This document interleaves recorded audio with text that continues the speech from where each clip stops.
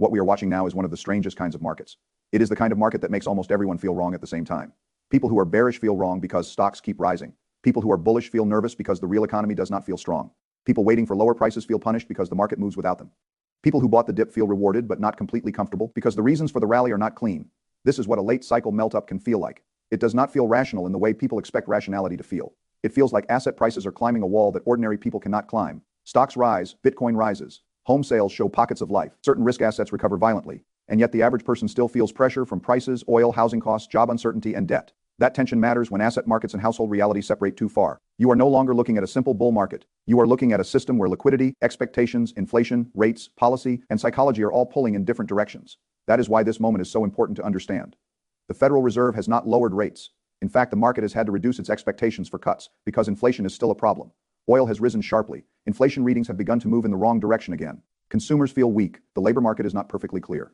Mortgage rates remain high, and yet stocks are back near highs after one of the fastest rallies we have seen at first. That looks contradictory. But systems often look contradictory when you only look at the surface. The first thing to understand is oil. Oil is not just the price you see at the gas pump. Oil is embedded in the entire economy. It moves ships, trucks, planes, tractors, and industrial machinery. It affects transportation, packaging, plastics, fertilizers, food production, delivery costs, and the cost of getting goods from one place to another. When oil rises, it does not stay in the oil market. It enters the price of almost everything.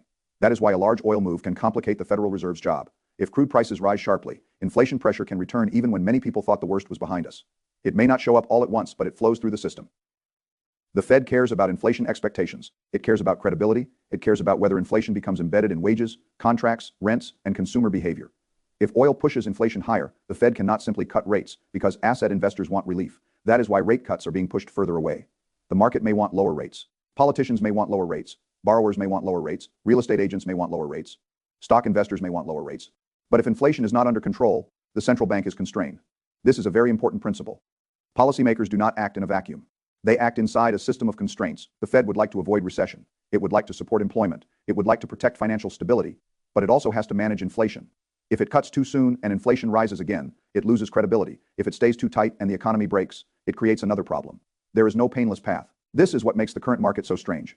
Investors are watching a Fed that may not cut, while stocks behave as if the future is already improving. How can that happen? Because the stock market and the real economy do not measure the same thing. The stock market is forward-looking. It discounts what investors believe earnings, margins, policy, liquidity, and growth may look like 12 months or more from now. It is not trying to measure how a household feels at the grocery store today. It is not a survey of whether people are comfortable. It is a pricing mechanism for future claims on cash flows, liquidity, and risk appetite. Consumer sentiment measures something else. It measures how people feel. Now, grocery prices, gasoline prices, rent, mortgage rates, job security, credit card bills, insurance costs, the stress of everyday life. So Wall Street can look optimistic while Main Street feels squeezed. That is not a contradiction. It is two different clocks running at the same time. One clock is pricing tomorrow, the other is living today.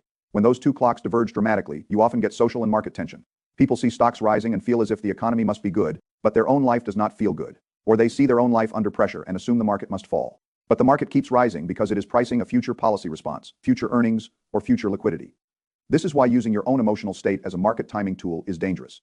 When people feel the worst, markets can be close to opportunity.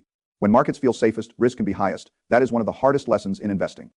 Maximum pain and maximum opportunity often appear together. The market does not wait for everyone to feel comfortable before it rises. In fact, if everyone is comfortable, much of the opportunity may already be gone. We just saw a powerful example of that. A sharp sell-off created fear.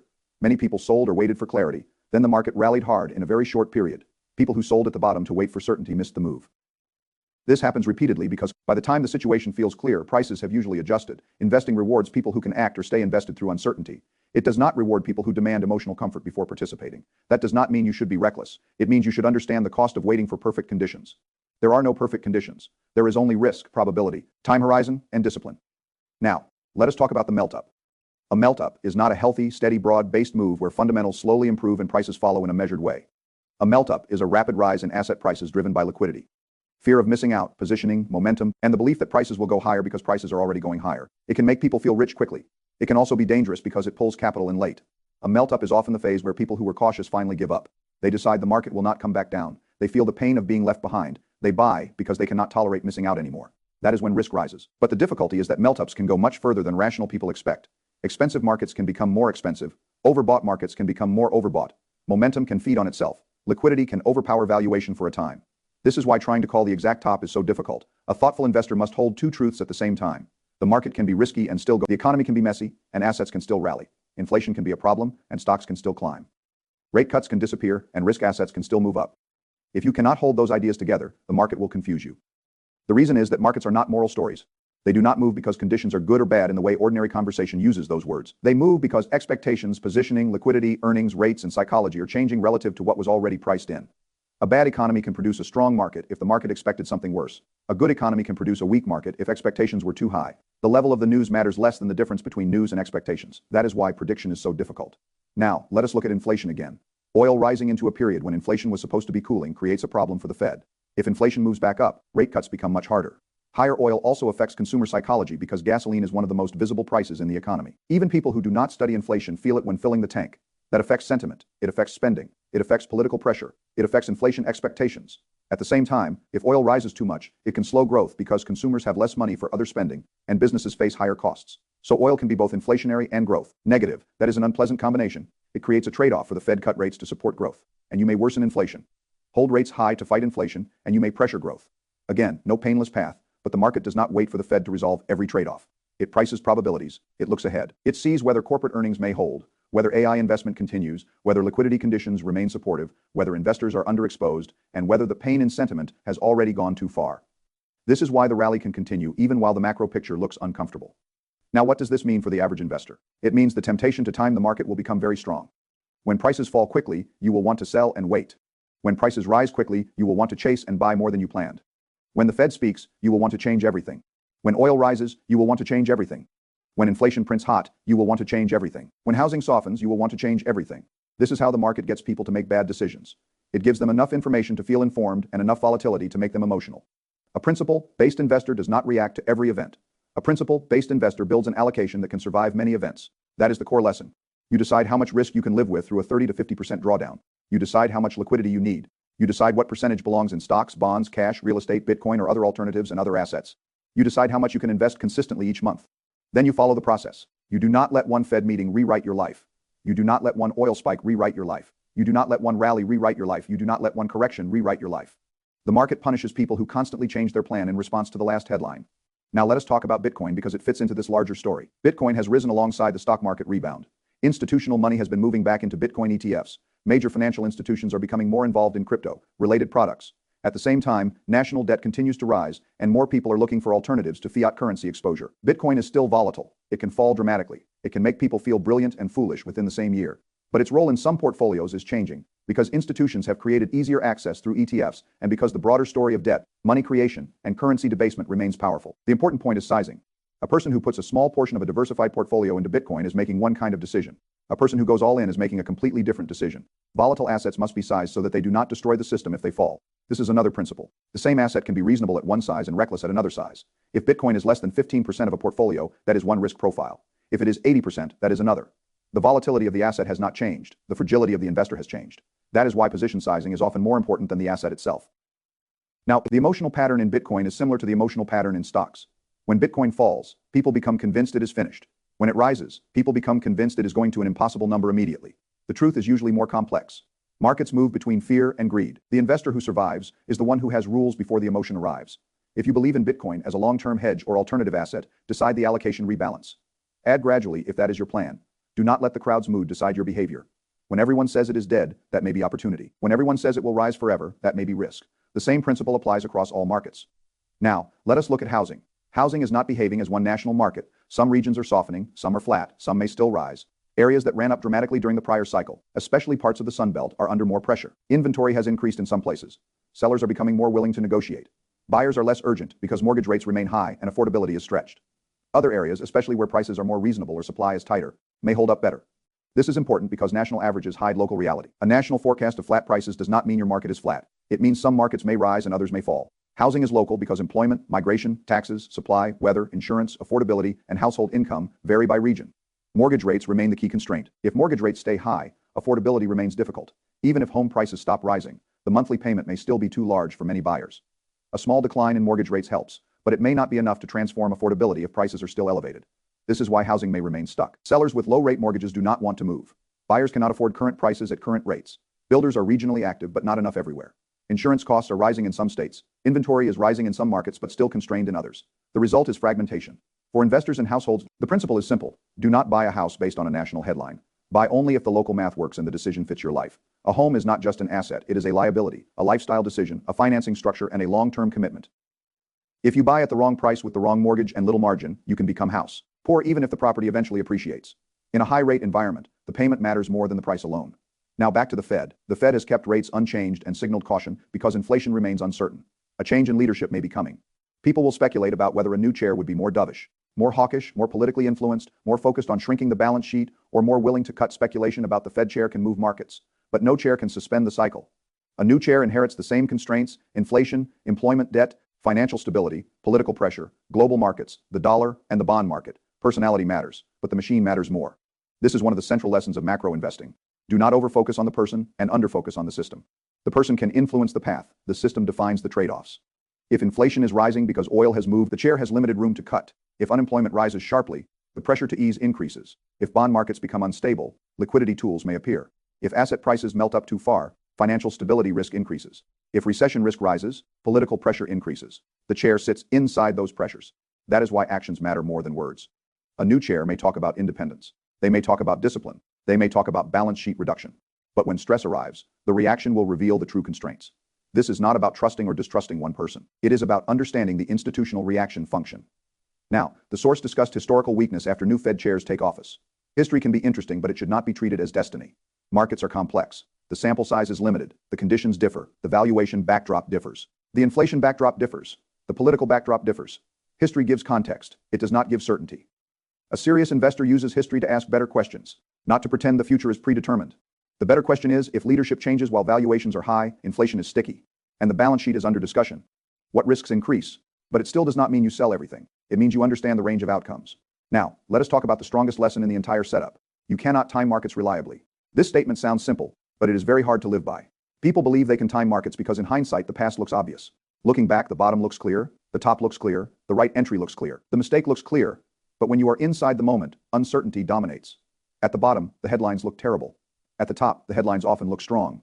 During a melt-up, the market can look irrational for much longer than a cautious person expects. During a crash, the market can look uninvestable right before the rebound. This is why trying to move entirely in and out is so dangerous. You may avoid some downside, but you may also miss the best recovery days. And missing a few of the strongest days can dramatically reduce long-term returns. The people who sold during fear and waited for clarity often missed the rally because clarity came after the price moved. That is the cost of timing. A better approach for most people is consistent investing into a diversified allocation that fits their risk tolerance. Dollar cost averaging is not magic. It will not always outperform lump sum investing. It will not protect you from all losses, but it solves a behavioral problem. It keeps you participating when emotions are loud. It reduces the need to guess the exact right day. It turns volatility into a process instead of a threat. If you invest a set amount every month, you buy more shares when prices are lower and fewer when prices are higher. Over time, the consistency can matter more than the prediction. The key is that the allocation must be one you can hold through major drawdowns. If a 30% or 50% decline will cause you to panic sell, your allocation is too aggressive. The right portfolio is not the one that looks best on a spreadsheet. It is the one you can actually live with when markets are ugly. Behavior determines the realized return. That is a principle. Now, in a melt-up environment, discipline means not stopping the plan and not overextending it. If your plan says invest monthly, keep investing. If your plan says rebalance when one asset becomes too large, rebalance. If your plan says Bitcoin should be 10 or 15%, do not let excitement turn it into 30 or 40 without a conscious decision. If your plan says maintain emergency cash, do not throw it into the market because prices are rising. A melt-up seduces people into abandoning risk controls. A crash seduces people into abandoning opportunity. Your job is to abandon neither. Now let us connect the pieces. Oil pushes inflation pressure higher. Higher inflation reduces the chance of near-term rate cuts. No rate cuts should pressure risk assets. But stocks are still rallying because markets are forward-looking. Positioning may have been too bearish, and investors are pricing future strength or future liquidity. Consumer sentiment remains weak because households live in today's prices, not tomorrow's earnings estimates. Bitcoin rises because risk appetite returns and debt concerns create demand for alternative assets. Housing remains stuck because mortgage rates and affordability constrain buyers, while regional supply differences produce local winners and losers. The Fed faces a difficult trade. Off investors face a behavioral test. That is the system. If you look at one piece alone, you get confused. If you connect the pieces, the market becomes more understandable, even if it remains unpredictable.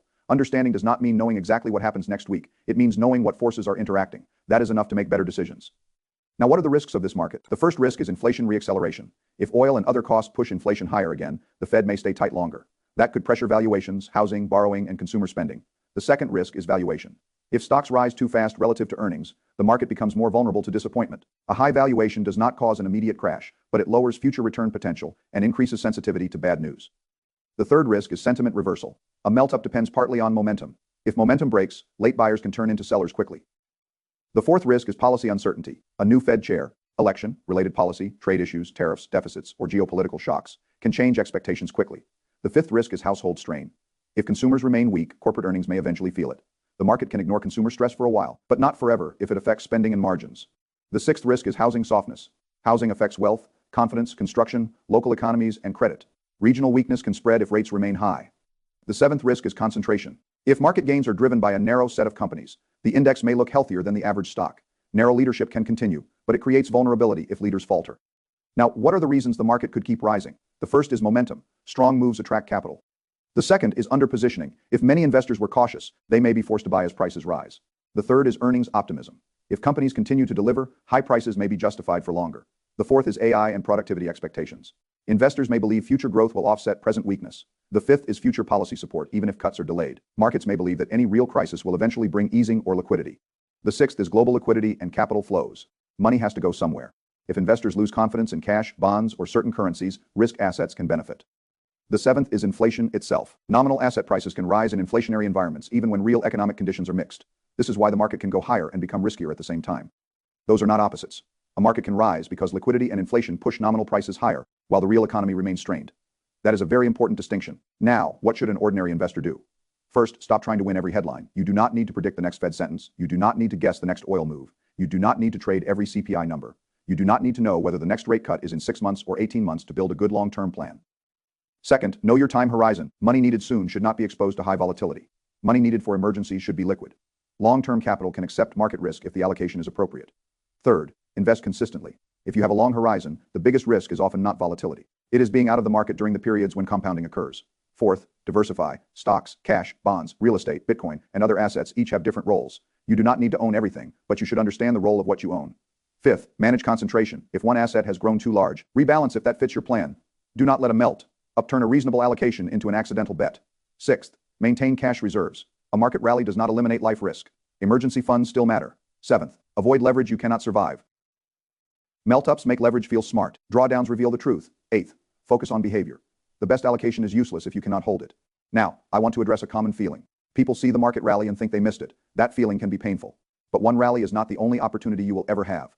Markets operate for decades. There will be corrections. There will be new cycles. There will be new sectors. There will be new chances. Regret is not a good investment strategy. If you missed part of a rally, do not respond by abandoning discipline. Rebuild your plan, decide how much to invest monthly, decide what allocation fits you, then begin or continue. The market is not asking you to be perfect. It is asking you to be consistent. That is a more achievable standard. Now, let us talk about asset prices and the bill coming due. The source material described this as a possible phase where everyone feels rich before the bill arrives. That is an important idea in late stages of a cycle. Asset prices can rise faster than fundamentals. People feel wealthier, confidence increases, spending may rise, risk taking expands. Then the system becomes more fragile because expectations have moved too far. The bill can arrive through inflation, it can arrive through tighter policy, it can arrive through earnings disappointment, it can arrive through a credit event, it can arrive through a housing correction, it can arrive through a commodity shock, it can arrive through geopolitical stress, it can arrive through simple valuation, mean reversion. Nobody knows the exact form. That is why risk management must exist before the bill arrives. But fear of a future bill should not automatically keep you out of markets. People have been warning about bills coming due for years, and markets have continued to compound through many warnings.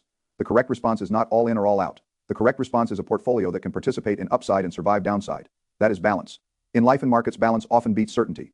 Now consider the separation between Wall Street and Main Street. When stocks rise while people feel poor, anger increases. People feel that the market is detached from reality. In one sense, it is detached from the daily reality of many households. In another sense, it is reflecting a different reality, the reality of corporate earnings, liquidity, global capital, and future expectations. Both realities exist. If you are not an asset owner, the Wall Street reality may help you less. If you are an asset owner, you participate in the system. That is why long-term investing matters for ordinary people. It is not because markets are fair, it is because asset ownership is one of the ways to avoid being only on the receiving end of inflation and wage pressure. If the system inflates asset prices over time, and you own no assets, you fall behind. If you own productive assets, you may at least participate. This is one reason I believe consistent investing is so important. It gives ordinary people a stake in the asset side of the economy. Now, do not misunderstand me. Asset ownership does not solve every problem. It does not fix wages. It does not fix housing affordability. It does not fix inequality. It does not remove risk. But from a personal financial perspective, owning assets is one of the few available defenses against a system where money loses value over time. The alternative is to hold only cash and wages. That is fragile in an inflationary world. Now, how should we think about the possibility of no rate cuts? No rate cuts means cash and short term. Instruments may continue to earn reasonable yields for now. That can be useful. It also means borrowing remains expensive. Housing remains pressured. Growth companies with far future cash flows may face valuation pressure, though momentum and earnings can offset that. Debt-heavy companies may struggle. Consumers with variable rate debt remain stressed. But no rate cuts also means the Fed has less immediate fuel to stimulate markets. If stocks rally anyway, the rally is being driven by something other than current easing. That may be earnings, liquidity elsewhere, optimism, positioning, or nominal growth. This makes the rally more interesting and potentially more fragile. If the market expected cuts and did not get them, but still rose, the internal demand for risk may be strong. If that demand reverses, the move can be sharp. Again, the answer is not prediction. It is preparation. Now, on housing, a flat national forecast hides opportunities and risks. Buyers in softening markets may gain negotiating power. Sellers who bought during the frenzy may face losses if they need to sell. Regions with rising inventory may see price cuts. Regions with limited supply and stronger local economies may remain firm. For a home buyer, the key is patience and math. Do not buy because you fear missing out. Do not buy because rates might fall. Do not buy because someone says home prices always go up. Buy when the payment fits, the cash reserves exist, the time horizon is long enough, and the local market makes sense. For homeowners, understand that low-rate mortgages are valuable. They make people less likely to move, which constrains supply in some markets. But if job loss, relocation, or life changes force sales, prices may have to adjust. Housing is a slow-moving market compared with stocks, but when affordability is broken, adjustment can take time. Now, the broader lesson is that all assets are connected through rates, inflation, liquidity, and psychology. Oil affects inflation. Inflation affects Fed policy. Fed policy affects mortgage rates. Mortgage rates affect housing. Rates affect stock valuations. Risk appetite affects Bitcoin. Consumer sentiment affects spending. Spending affects corporate earnings. Earnings affect stocks. Stocks affect wealth effects. Wealth effects affect confidence. Confidence affects spending. Again, this is a system. When you understand the system, you stop reacting to each headline as if it is isolated. You ask how it moves through the chain. That is how to think. Now, let me talk about the portfolio process I would favor. The first step is defining required liquidity. How many months of expenses do you need? What upcoming cash needs exist? What emergencies could occur? This money should not be risked in a melt. The second step is defining core long-term allocation. Broad equities, retirement accounts, diversified funds, and other long-term assets should reflect your goals and risk tolerance. The third step is defining satellite exposures. Bitcoin, sector bets, individual stocks, real estate, commodities, or other alternatives can have a role if sized properly. The fourth step is setting contribution rules. How much do you invest each month? What happens if the market falls? What happens if it rises? What happens if one asset becomes too large? The fifth step is reviewing periodically, not constantly. Constant monitoring increases emotional decision. Making periodic review keeps the system aligned. The sixth step is accepting uncertainty. You will not know everything. You will be wrong sometimes. The plan must survive that. This is much more useful than trying to forecast the next Fed meeting perfectly. Now, I want to speak to the person who feels afraid to invest because the market looks too high. That fear is understandable. Buying near highs feels dangerous. But markets spend a lot of time near highs over long periods because productive economies and profitable companies can grow. All-time highs alone are not a reason to avoid investing. The better question is whether your time horizon is long enough and whether your allocation is appropriate. If you are investing for decades, waiting for perfect prices can become a form of self-sabotage. You may wait through years of compounding. If you are investing money needed next year, then yes, high prices and volatility matter much more. Time horizon determines risk. Now, I want to speak to the person who wants to chase because the market is rising fast. That emotion is also understandable. But a fast rally is not a guarantee of future returns. If you increase risk aggressively after a large move, you may be buying from someone who had the discipline to buy when you were afraid. Do not let regret set your allocation. If you were underinvested, adjust gradually, build a plan. Do not suddenly double your risk because the market embarrassed you. Markets will embarrass everyone eventually. The question is whether embarrassment turns into a bad decision. Now, let us think about consumer sentiment. Extremely low sentiment can be a contrarian signal because people are already pessimistic. If sentiment improves, spending and investing behavior may improve, supporting risk assets. But low sentiment also reflects real strain. It is not imaginary. Therefore, low sentiment can be bullish for markets and bearish for households at the same time. This is difficult emotionally, but it is true. Markets can rally from despair because prices have already discounted too much fear. Households can still feel pain because prices are high and wages may not feel sufficient. This is why policy and asset ownership matter so much. If you own assets, a market rally may improve your balance sheet. If you do not own assets, a market rally may make you feel further behind. This gap can widen social frustration. But from a personal strategy perspective, the lesson remains build ownership, where you can. Even small consistent investments can matter over time. Now, what about recession risk? A melt up does not eliminate recession risk. Sometimes markets rally before downturns. Sometimes they look through downturns. Sometimes they misprice downturns. The difficulty is that recessions are often officially recognized after the market has already moved. Trying to wait for the official recession signal can be useless. Instead, build resilience, emergency fund, low high interest debt, manageable fixed expenses, diversified portfolio skills that keep income resilient. If a recession comes, you want to avoid being forced to sell assets at low prices. If no recession comes, you want to remain invested. That is the balance.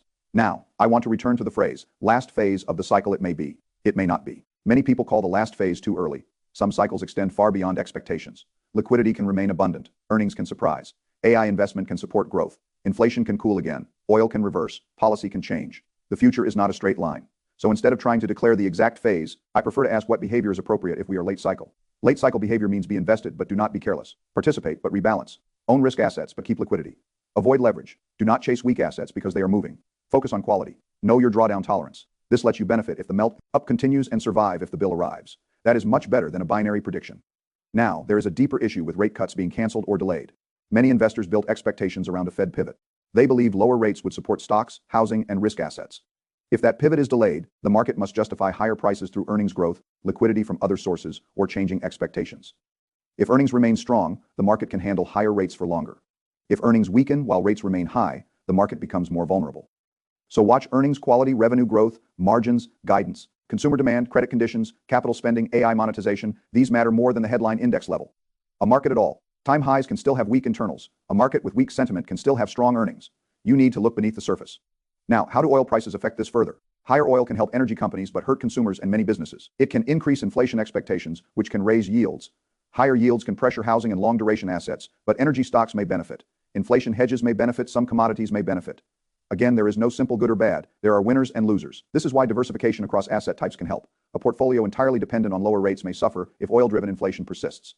A portfolio with some inflation-sensitive exposure may handle it better, but too much commodity exposure creates its own risks if oil falls. Balance matters. Now, let us talk about the emotional difficulty of staying the course. It sounds easy when markets are calm. It is not easy when your portfolio is falling. It is not easy when the news is terrible.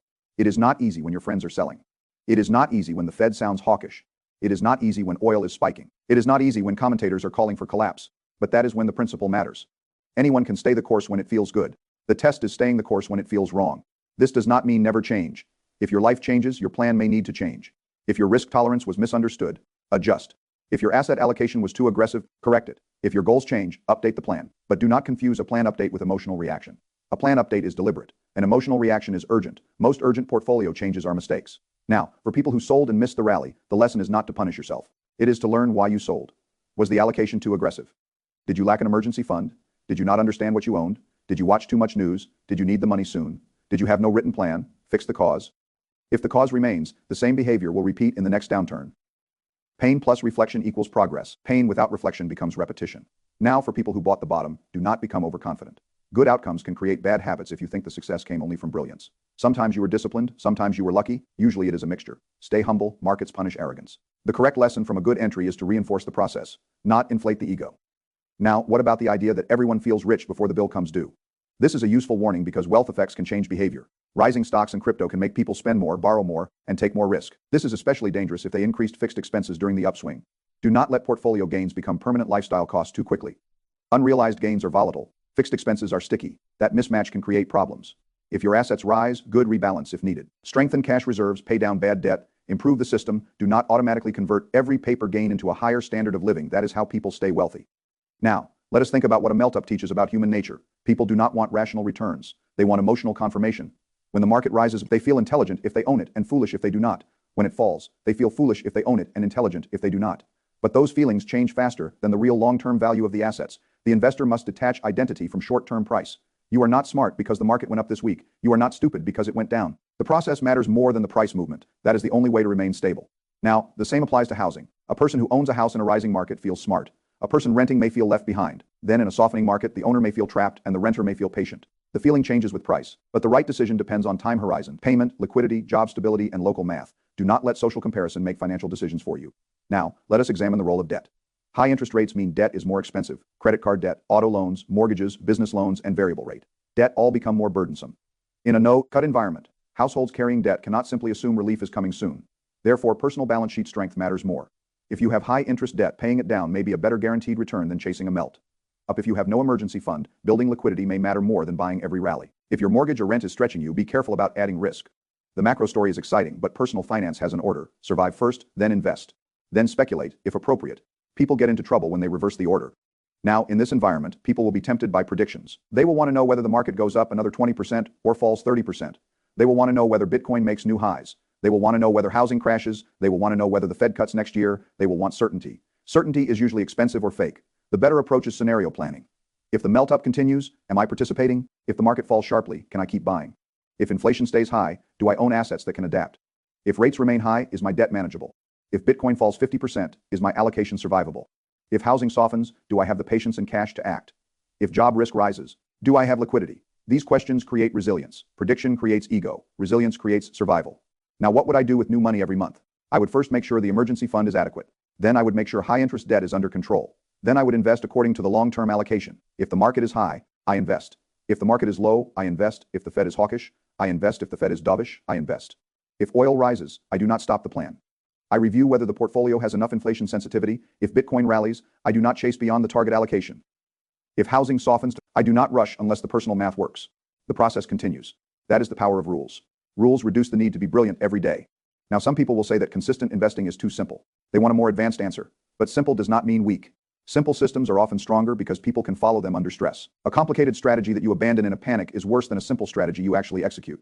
That is why many ordinary investors do best with broad funds, automatic contributions, periodic rebalancing, and patience. They do not need to beat hedge funds. They need to avoid destroying themselves. This is an important point. You are not competing with hedge funds in their game. They have data, speed, leverage, analysts, access, and information advantages. You probably cannot beat them trading the next Fed statement. But you can play a different game. Time, discipline, low cost, tax, advantaged accounts, diversification, consistent contributions, behavioral stability. That is a game ordinary investors can win. Do not play the game where you have no edge. Play the game where your edge is patience. Now let us think about what the market is telling us. A powerful rally after fear suggests that there was a lot of pessimism priced in. It also suggests that liquidity and positioning can matter more than headlines in the short run. It may suggest that investors expect the future to be better than the present. It may also suggest that speculation is rising. All of those can be true. The market can be signaling resilience and excess at the same time. This is why interpretation is hard. A single price move does not give one message. It must be understood in context. Now, I want to talk about consumer sentiment being at extreme lows. If history shows that very poor sentiment can precede strong future returns, that is because pessimism often means expectations are low. When expectations are low, reality does not need to become perfect. It only needs to become less bad.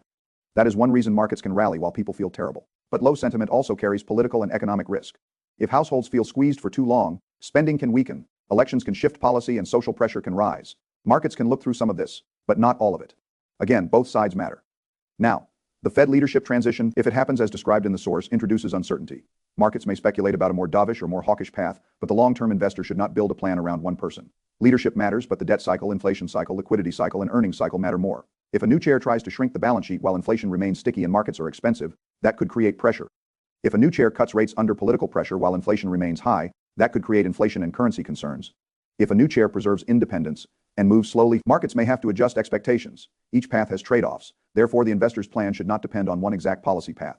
Now, what does it mean to come out ahead? It does not mean guessing every turn. It means doing several things consistently. Own assets over time. Avoid panic selling. Do not over-leverage. Keep cash for emergencies. Pay attention to inflation.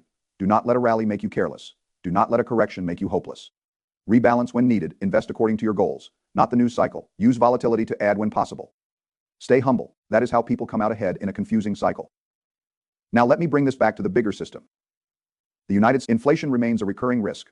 Oil can shock the system. The Fed is constrained. Asset markets are forward-looking. Households are squeezed. Housing is regionally soft. Bitcoin is becoming more institutionally accepted but remains volatile. Stocks can rally even when the economy feels bad. The market can melt up before it corrects. The correction can come when things feel safe. This is not a clean environment. But investing does not require a clean environment. It requires a process. The people who wait for a clean environment often wait forever. The people who build a process can act in imperfect environments. That is the difference. Now, the process I would favor is not complicated. Set the allocation, automate contributions, hold through volatility, rebalance periodically, keep enough cash, avoid high-interest debt size alternatives carefully. Ignore the need to predict every headline. Measure success in decades, not days. That does not sound dramatic, but it is very powerful. It is powerful because it aligns with the reality that most of the best days in markets occur near the worst days. If you are out when conditions look frightening, you may also be out when the recovery begins. This is why discipline matters more than news interpretation. Now, if the melt-up continues, some people will make a lot of money quickly. That will create social pressure. You will see screenshots, predictions, confidence, and stories about how obvious it all was. Be careful. A market that makes people feel brilliant can be the most dangerous market because it reduces humility. If the market falls, the opposite will happen. People will say the warning signs were obvious. They will say the rally was irrational. They will say they knew it. Be careful there too. Fear can also distort memory. The investor must stay centered. Neither euphoria nor panic should own your decisions. Now, let us talk about the role of long-term optimism. Long-term investing requires optimism, but not naive optimism. It requires the belief that human productivity, innovation, enterprise, and adaptation can create value over time.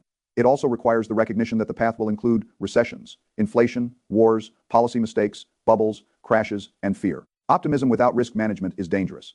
Risk management without optimism becomes paralysis. You need both. Own productive assets because the future can improve. Keep liquidity because the path can be painful. That is a balanced principle. Now, if you are worried about the bill coming due, use that worry productively. Review your expenses. Reduce bad debt. Increase emergency reserves. Rebalance concentrated positions. Avoid margin. Make sure your portfolio fits your real risk tolerance. But do not use worry as an excuse to avoid owning assets entirely. A person who sat in cash for years waiting for the perfect crash may have avoided volatility but lost purchasing power and missed compounding. That is also risk. Risk is not only the market falling, risk is also not reaching your goals. Risk is also inflation. Risk is also opportunity cost. Risk is also behavior. A good plan manages all of those. Now, I want to end with the simplest truth. The market will keep humiliating people who think they can predict it perfectly. It will rally when the news is bad. It will fall when the news is good. It will make cautious people feel foolish. It will make aggressive people feel like geniuses right before it teaches them humility. It will turn inflation fears into rallies and rate cut hopes into disappointments. It will make consumer pain coexist with asset gains. It will separate Wall Street's future from Main Street's present. You cannot control that. What you can control is your process. How much you save, how much you invest, how diversified you are, how much debt you carry, how much cash you keep, how much risk you take, how you behave when prices move. Whether you chase, whether you panic, whether you stay consistent, that is where your power is. If this is a melt, participate with discipline. If this is a trap, survive with discipline. If rates stay higher, adapt with discipline. If inflation comes back, protect purchasing power with discipline. If Bitcoin rallies, size it with discipline. If housing softens, evaluate it with discipline. If the Fed changes leadership, observe with discipline. Discipline is the common answer because the future is uncertain. The people who do best are not the ones who predict every turn. They are the ones who build systems that allow them to keep going when the turns come. That is the lesson of this market. Not that everything is fine. Not that everything is doomed. Not that the Fed will save you. Not that the market must crash. The lesson is that uncertainty is permanent, and a principled system is the only reliable way to move through it. So decide your allocation, invest consistently. Keep enough liquidity. Avoid leverage that can destroy you. Own assets for the long term. Do not let the crowd's fear or greed become your strategy. And remember that the best prices often appear when the world feels uncertain, while the most dangerous prices often appear when everyone finally feels safe. That is why staying the course is not passive. It is one of the hardest active decisions an investor can make.